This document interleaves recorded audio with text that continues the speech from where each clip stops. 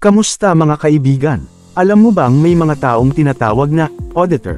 Pero alam mo ba kung sino ang tinatawag na competent auditor? Tara at alamin natin. So, sino nga ba ang competent auditor? Simpleng paliwanag, ang competent auditor ay isang taong may sapat na kaalaman at kasanayan para maayos na gawin ang pagsusuri. Para maging competent, kailangang isaalang-alang ang ilang bagay. Una, ang laki ng organisasyon o negosyo na isa sa ilalim sa pagsusuri. Pangalawa, ang uri at komplikasyon ng kanilang produkto, serbisyo, at mga proseso. Kasama rin sa konsiderasyon ang paraan ng pagsusuri at ang mga disiplina ng pamamahala na isa sa ilalim sa pagsusuri.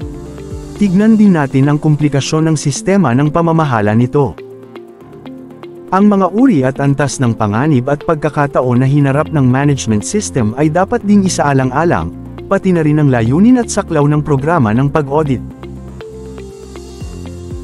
Sa madaling salita, ang competent auditor ay isang taong handa at may sapat na kasanayan para masiguro na maayos at makatutok ang pagsusuri sa pangangailangan ng organisasyon. Kaya't huwag mag-alala kung ikaw ay isang auditor o interesado sa pagsusuri.